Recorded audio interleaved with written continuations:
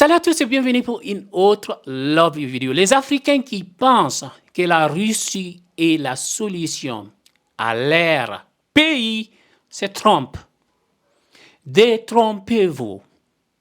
Demandez au pays de Sékou Touré qui a fait appel à la Russie après son non au général de Gaulle. Après avoir préconisé la pauvreté plutôt que la prospérité dans l'esclavage.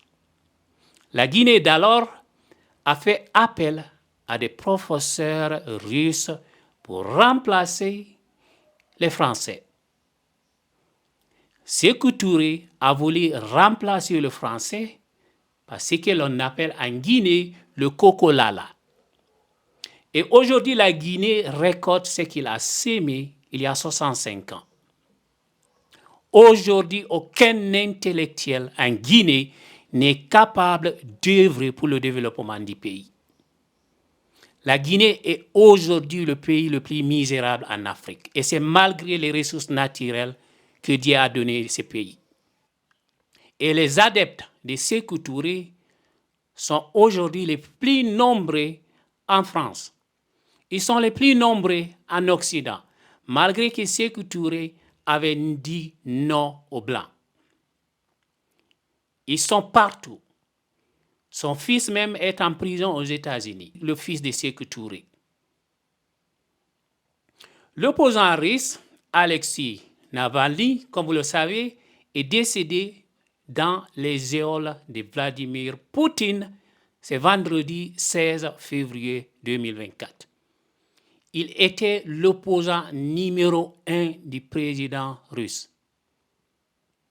Âgé de 47 ans, Alexei purgeait une peine de 19 ans de prison pour extrémisme, dans une prison au pôle nord de l'Arctique. Et les causes de sa mort sont en train d'être établies par les autorités russes eux-mêmes. Ceci rappelle que toute personne qui dit non à Vladimir Poutine peut s'attendre à la mort, comme cela a été le cas avec le chef de mercenaires Wagner, Evgeny Prigozhin, qui a perdu la vie dans une tragédie aérienne en août 2023. Et des spéculations suggèrent que l'explosion a été causée par une bombe dissimulée à bord de l'appareil.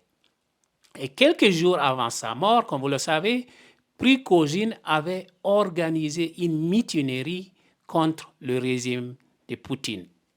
Et beaucoup de personnes l'ont vu comme mort. Et c'est ce qui lui est arrivé. Ça n'a même pas pris 6 mois. Ça n'a même pas pris 3 mois. Donc les Africains qui signent avec Poutine, il faut s'attendre au pire le jour que vous direz non à ces pays. Merci d'avoir regardé cette vidéo. N'oubliez pas de la partager avec vos amis dans les groupes Facebook et WhatsApp. À très bientôt. Ciao.